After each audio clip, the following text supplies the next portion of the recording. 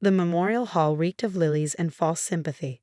I stood at the entrance, watching my stepmother Diane orchestrate my father's farewell like a society gala. Her black Chanel suit impeccable despite the Miami humidity. She air-kissed arriving guests while my half-siblings, Marcus and Sophia, flanked her like well-trained show dogs. Some yuaning ni dis tiu deal ya catering. And since you not real lily hefemile. Diane's voice cut through the murmured condolences as she noticed me. She pointed one manicured finger toward the kitchen, her diamond bracelet catching the light. The staff could use help with the coffee service. I didn't move immediately, studying the woman who'd married my father 6 years ago when I was 18 and still grieving my mother.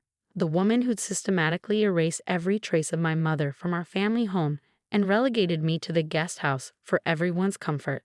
"Did you hear me, Amelia?" Her voice sharpened. "The partners from Morrison and Associates just arrived. Real family needs to greet them properly." Real family. As if sharing my father's DNA for 24 years meant less than her 6 years of marriage and the twins she'd brought from her previous relationship. "Of course," I said quietly, smoothing my simple black dress. The only one I owned, purchased hastily when I received the news of my father's sudden heart attack. I wouldn't want to embarrass anyone. Marcus smirked as I passed. At 21, he'd already perfected Diane's dismissive attitude. "Try not to spill anything," he muttered. "These people actually matter." The kitchen was a chaos of caterers who looked at me with confusion when I entered. I wasn't dressed like staff, but here I was assigned to pour coffee for my father's memorial guests. The head caterer, a kind-faced woman named Elena, recognized me from the few family dinners I'd been permitted to attend. "Miss Amelia, you should be." "It's fine," I interrupted, tying an apron over my dress. "Just tell me what needs to be done." For the next hour, I served coffee to my father's colleagues, friends, and business partners. Some recognized me and showed flickers of confusion or pity. Most didn't spare me a second glance. I was invisible, just as Diane had intended.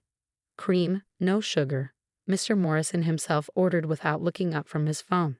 I'd known him since I was 10, when he'd helped my father establish the real estate empire that had made our family fortune. Now he couldn't even recognize the daughter of his oldest client.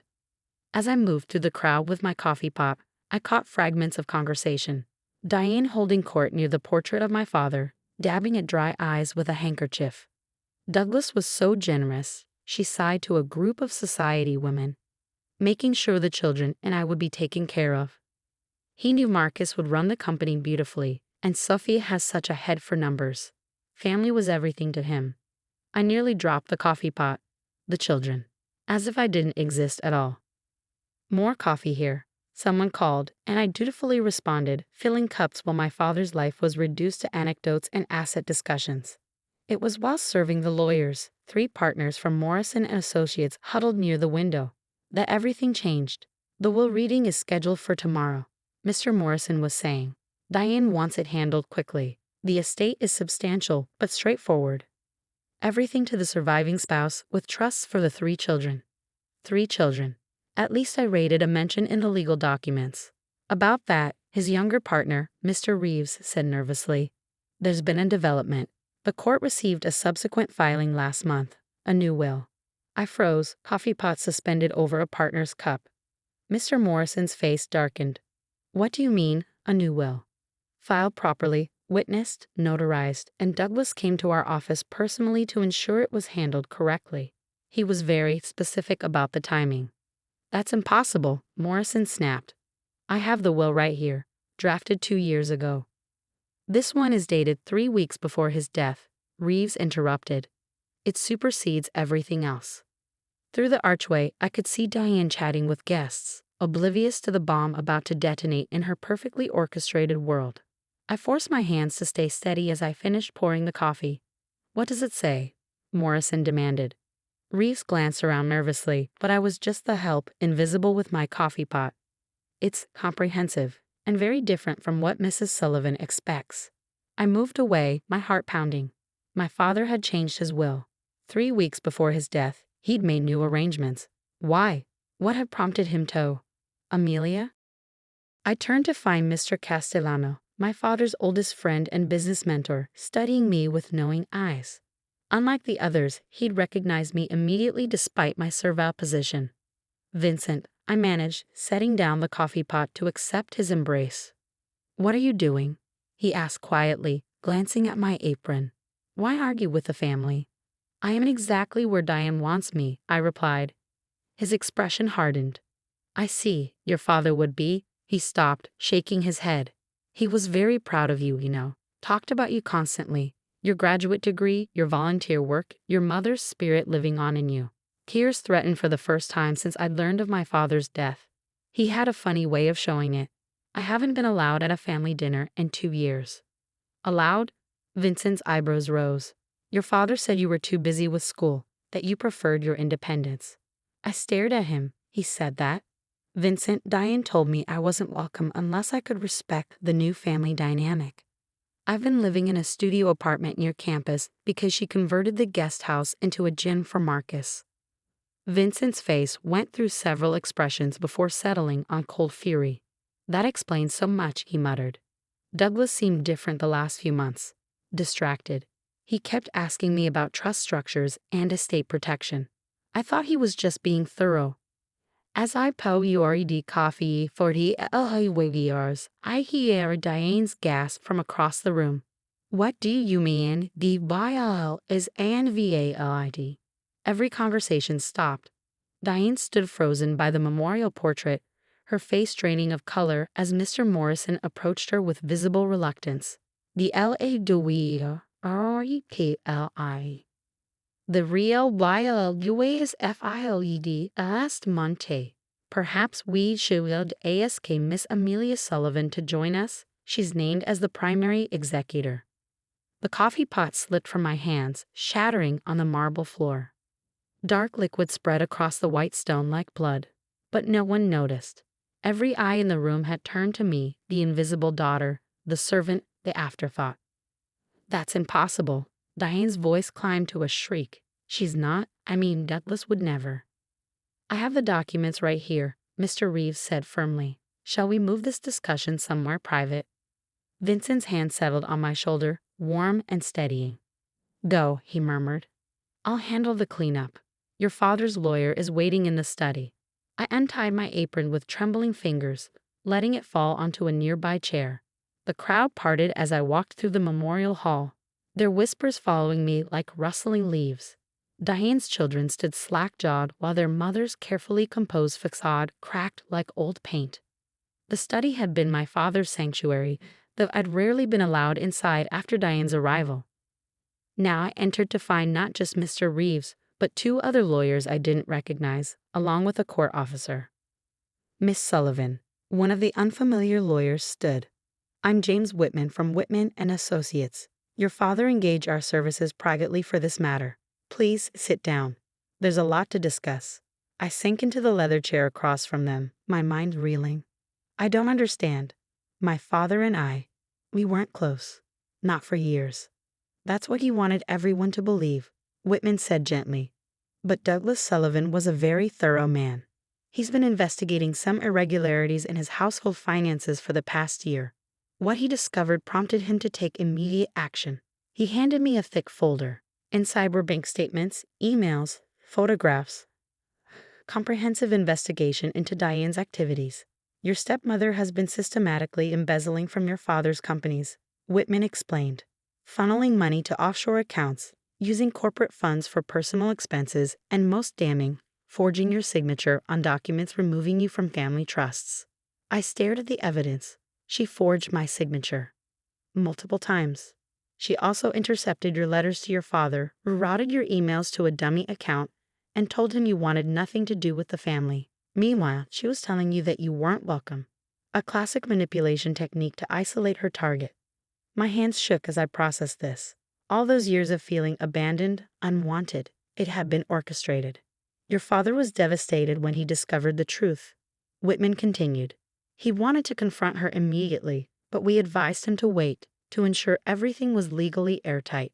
He rewrote his will to ensure you would be protected and that justice would be served. What exactly did he do? I asked, though part of me already knew. Whitman smiled grimly. Douglas Sullivan left you in complete control. not just of his estate, but of the entire Sullivan empire. You are the sole trustee with absolute discretion over distributions to other beneficiaries. Your stepmother and her children will receive generous allowances, but only at your discretion and only if they meet certain conditions. The door burst open. Diane stood there, her perfect composure shattered, mascara streaming down her cheeks. This is fraud. I'll contest it. You'll do nothing, the court officer said calmly. Mrs. Sullivan, I'm Detective Martinez with the Financial Crimes Division. We need to discuss the embezzlement charges your late husband filed before his death. Diane's mouth opened and closed like a landed fish. Behind her, Marcus and Sophia clustered in the doorway, their earlier arrogance replaced by fear. Additionally, Whitman added, there's the matter of elder abuse. Isolating Mr. Sullivan from his daughter, controlling his communications, financial exploitation. These are serious charges. Amelia, Diane's voice cracked as she focused on me. Sweetheart, we're family. Surely you don't want family? I stood slowly, finding my voice at last. You told me I wasn't family. You made me serve coffee at my own father's memorial. You stole years from us, years I can never get back. I'll make it right, she pleaded. The money, I can return it. It's not about the money, I said quietly. It's about the lies, the manipulation, the cruelty. I looked at Marcus and Sophia, who seemed to shrink under my gaze. Did you know? Were you part of it? We didn't, Sophia started. They knew you weren't getting Dad's emails, Marcus admitted, unable to meet my highs. Mom said it was better that way, said you were after the money. The irony almost made me laugh. The one who was after the money was accusing me of being a gold digger. Detective Martinez stepped forward. Mrs. Sullivan, we need you to come with us for questioning. As Diane was led away, her designer heels clicking against the hardwood, she turned back one last time. Your father loved me, she said desperately. I made him happy. You made him a fool, Vincent said from the doorway. He'd been listening, along with half the memorial guests who'd followed the drama. But he figured it out in the end. That's why we're here. The study empty except for me, the lawyers, and Vincent. I sank back into the chair, overwhelmed by the magnitude of what had just happened. There's one more thing, Whitman said gently, pulling out an envelope. Your father left you a personal letter. He asked that you read it privately when you're ready. I took the envelope with my name written in my father's distinctive handwriting. Not yet. I wasn't ready yet. What happens now? I asked instead. Now, Vincent said, sitting beside me, you decide what kind of person you want to be. Your father left you power, absolute power over the people who wronged you. What you do with it will define who you are. I thought about Diane in handcuffs, about Marcus and Sophia's stricken faces, about the years of loneliness and rejection. The urge for revenge was strong, to use my newfound power to make them suffer as I had suffered. But then I remembered my mother, her grace and kindness, the values she tried to instill before cancer took her. I remembered my father before Diane, how he built his empire not through cruelty but through fair dealing and hard work. Set up a trust for Marcus and Sophia's education, I said finally. Full tuition and living expenses, but they have to maintain their grades and perform community service. Give them a chance to become better than what they've been taught. Whitman nodded, making notes. And Diane? Vincent asked. Let the law handle her crimes, I decided. But ensure she has a legal defense. I won't become her by denying basic rights. You're more generous than she deserves, Vincent observed. No, I corrected. I'm exactly as generous as my parents raised me to be. Both of them. Later that evening, after the lawyers had gone and the memorial hall stood empty, I finally opened my father's letter. His handwriting blurred through my tears as I read. My dearest Amelia, if you're reading this, then I've failed you in life but hope to make it right in death. I discovered too late how thoroughly I was deceived, how cruelly you were separated from me. The investigators' reports broke my heart, all those letters you sent, all those attempts to reach out that never reached me. I was a fool, blinded by loneliness after your mother's death, manipulated by someone who saw opportunity in my grief. But you, my daughter, were never far from my thoughts. Every achievement of yours that I learned about through others filled me with pride. Your mother's strength lives in you. I've arranged things to give you the power to seek justice or mercy as you see fit. Whatever you choose, know that I trust your judgment. You are my true heir, not just in wealth but in spirit. I'm sorry for the lost years. I'm sorry for the pain.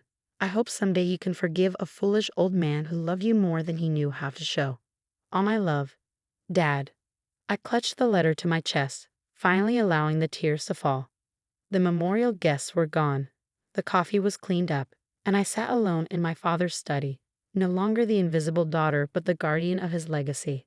Through the window, I could see the gardener tending to my mother's rose garden, the one piece of her that Diane hadn't been able to erase. Tomorrow, I would have them plant new roses, one for each year we'd lost and one for the future we'd never have.